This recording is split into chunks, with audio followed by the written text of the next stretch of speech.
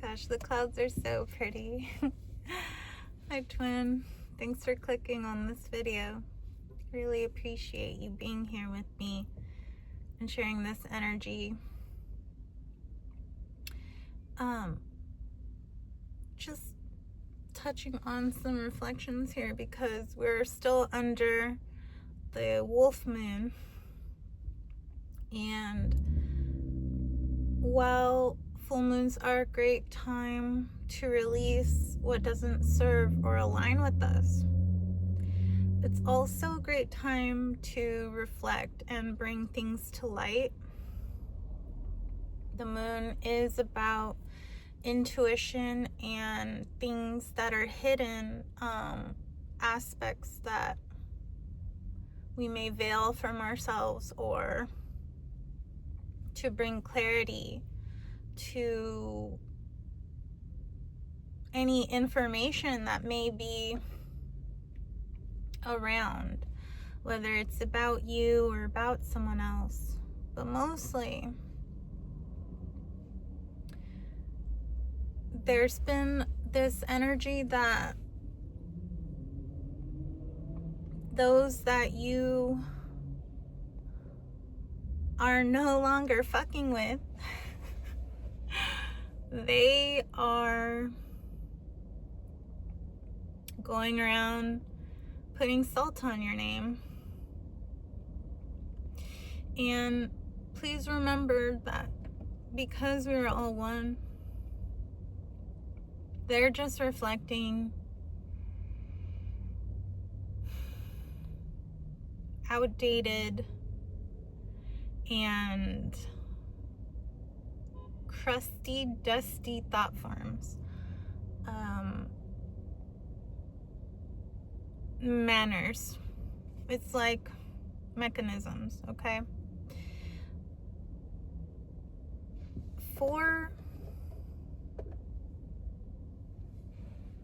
the first 10 years of my life,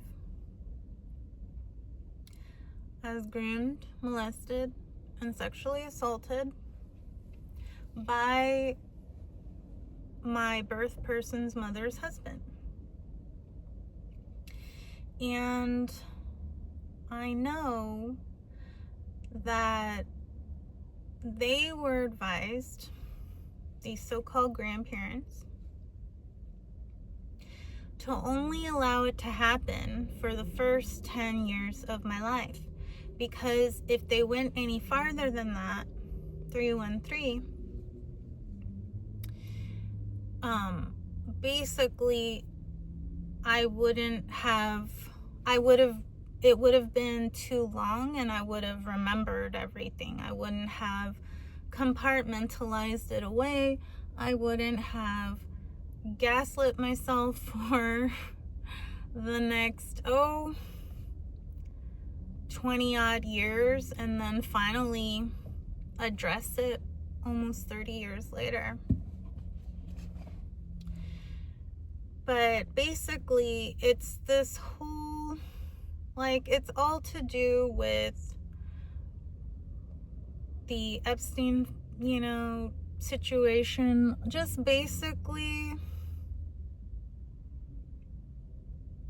energy farming. It's like children have the purest form of energy, and not purity in the sense of anything sacral or, nothing like that. It's more so the form of it. The form of energy is so pure because they've yet to assimilate into conditioning. And I just heard a crow right now. I don't know if you heard it, twin, but I even hear them at night. And it also, so I basically know that my birth chart was red, and they were advised, look, she has this neurodivergence. If you do this for 10 years, you'll be fine, because then she'll gaslight herself, fall into depression, and want to kill herself, and it'll be fine. You get what you want. And I realized this not too long ago, but there were many nudges, signs from the universe that led up to this epiphany, because on my 10th birthday, I had a severe asthma attack. I don't even remember what triggered it. I remember having a party for my birthday. It was a Halloween party, because my birthday is like 2 days after Halloween. And after I don't recall what triggered my asthma, but I just couldn't breathe. I was choking, and I begged my birth person to take me to the doctor, and she did. I had to get an oxygen treatment. But then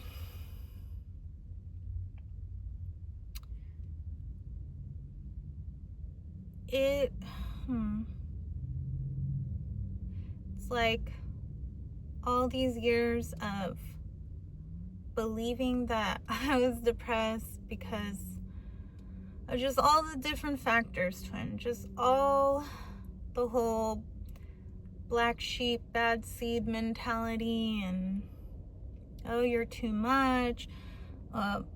Both my incarnated, both my portal, bears, they each have said to me that they could never win with me whenever I was in debates with them. And I'm like, we're supposed to be family. Why are we in competition with one another? It's not about winning. It's about what's true, what's false. But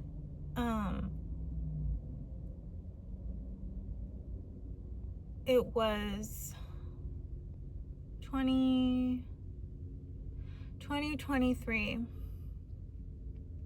when I finally admitted to my birth person that I had suicidal ideations. I never made attempts. Whenever I would get close to that decision, there was always something inside me that said, don't worry. This is not a problem for you. This is not a hold over you. Hold out. Keep holding on. That's basically what would always come up. And when I told her, even though she feigned sadness and shock, my liver, my gut was reeling. I didn't feel that I felt that she was happy about that. I felt that it was part of the plan. And she had even written me a card, but just, it felt so sterile.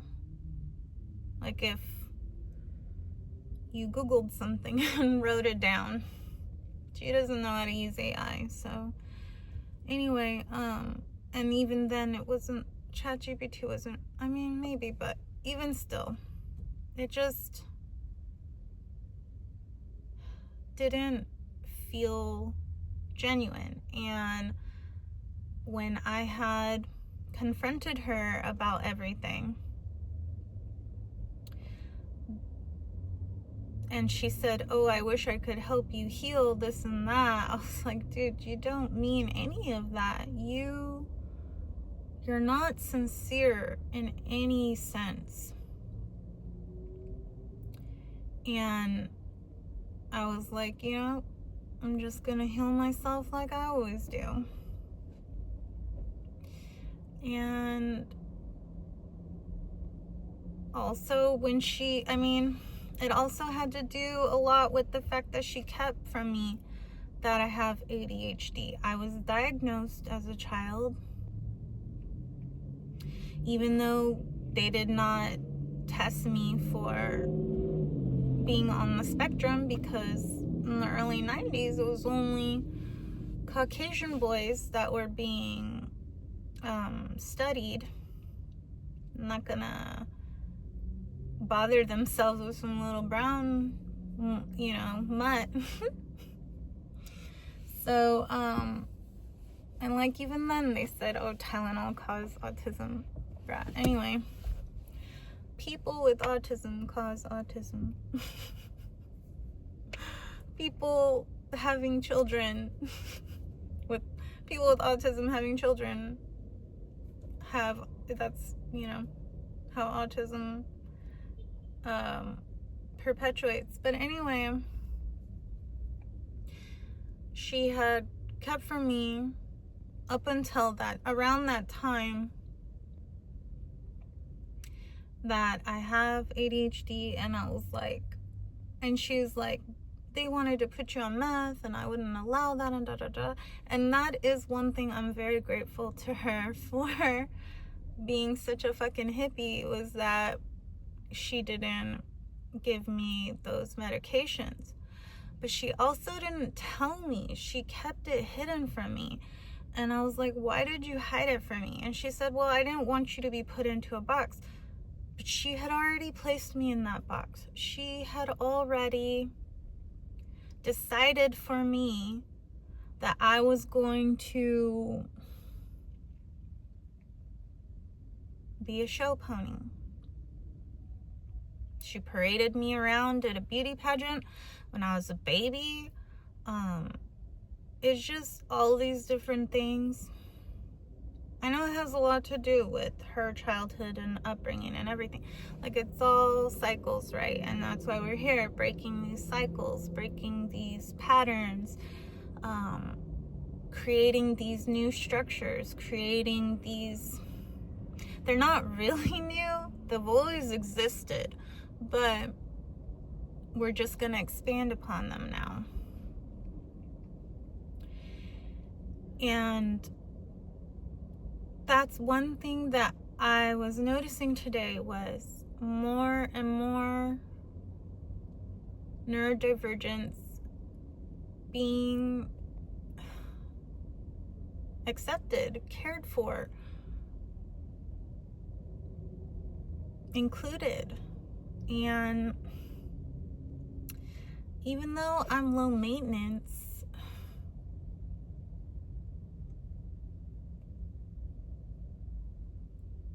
I mean, the fact that we accept ourselves, twin, the fact that we embrace all parts of ourselves, that's all that matters. That's why it's being reflected. That's why we're seeing it everywhere.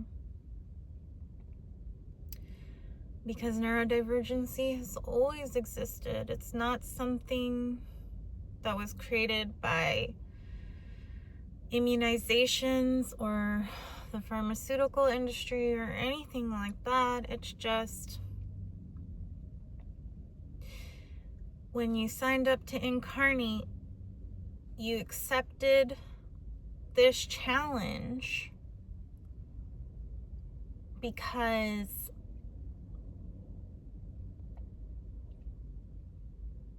you knew that you could overcome it. You knew that you could harness the power that comes with this challenge. You could handle the responsibility that's bestowed upon you.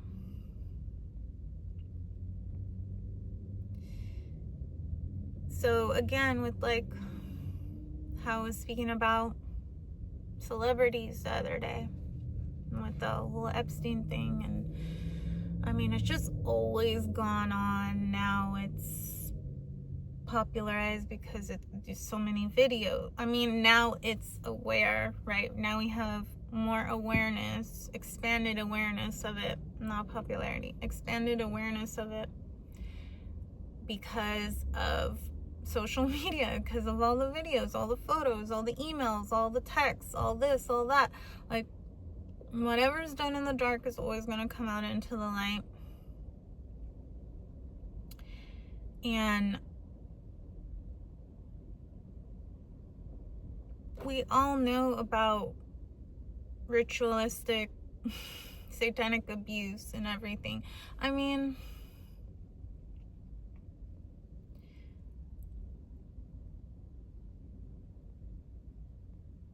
it's come to the point where just allowing kids to be kids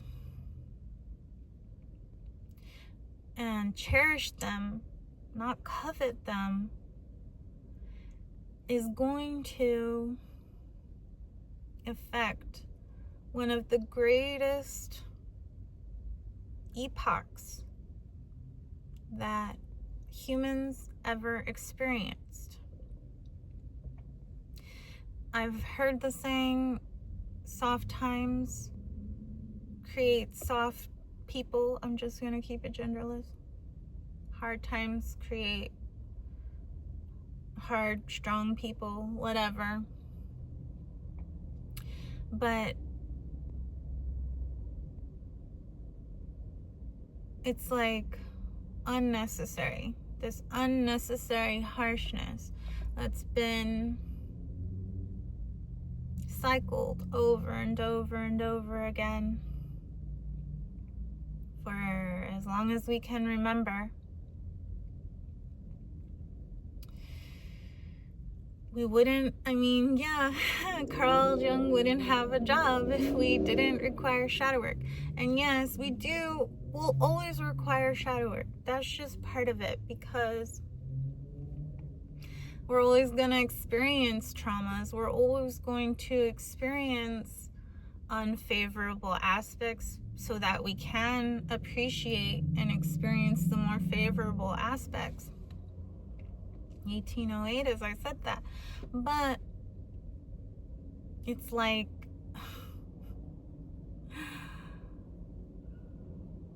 just stop messing with kids. Like, just let kids be kids. We wouldn't have as many narcissists running around. And a lot of times people confuse egotism with narcissism.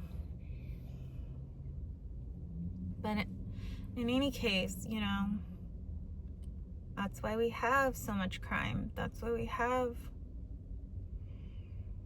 so much pestilence, because we can't stop over traumatizing kids. Like, oy. But I know that we are working towards that. We are heading that way, especially with how Gen Z does so much shadow work and refusing to procreate until they feel that they are capable, which is extremely self-aware. And even though everyone says Gen Alpha is brain rotted,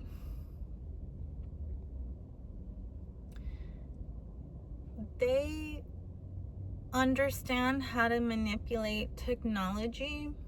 They're so adept at handling the future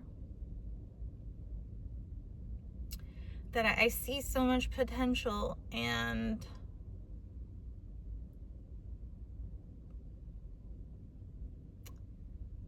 exponents. Like,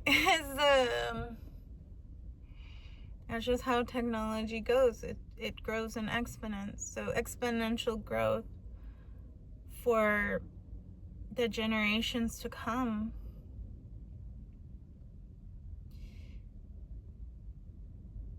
But something also that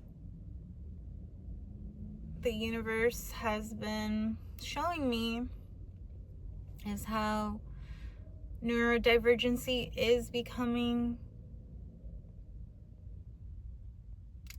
normalized. Neurodivergency is the new normal. There is no such thing as normal, but we're allowing ourselves to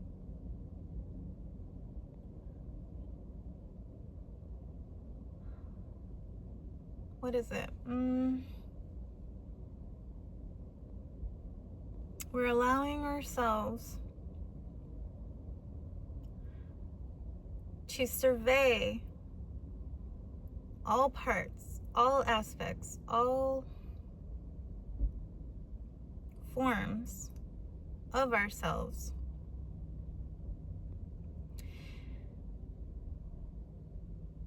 And that is why I was just saying the other day to a bud tender at Stizzy, the neurodivergents are having their day. The neurodivergents are having their time. Again, Mozart was on the spectrum. Gary Newman, creator of Pokemon, I'm so sorry I don't remember his name again. I said this in a video long ago. When you find that video, twin, please comment on there so I can remember which one it was. But, and there's just so many more. I mean,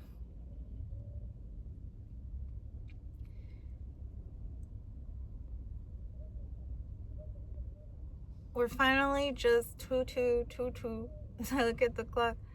We're finally just listening to ourselves. The whispers are becoming louder. The whispers are becoming more confident. The whispers are becoming just normal. I'm just getting a little overstimulated because I'm a little hungry too, but and everything that's going on right now. But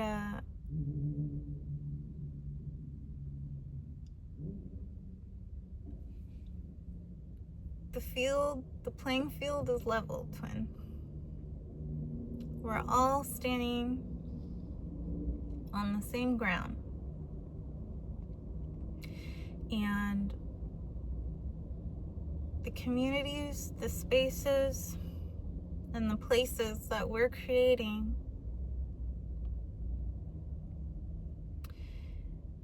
empower everyone. Something that I learned in the Worldwide Dream Builders with Amway was that when others have a vested interest, they're going to make sure that it thrives, no matter the project, whether it's a business or a revolution.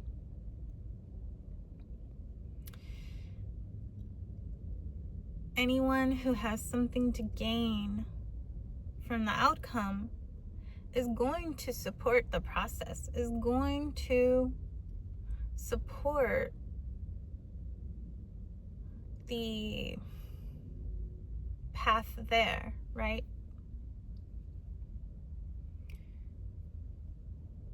And I have thought of something right now and then it went out. Anyways, it'll come back. Yes, many hands make light work. So while many hands carrying something heavy can make it lighter, many hands joined together will create such a light that works throughout the experience to bring forth such visions and projections as you've never seen before. These reflections They're almost blinding, but you can see them clearly. And I'll see you in the next one, twin. I'm so grateful for your love and support and guidance. Take care, okay? Enjoy this weather.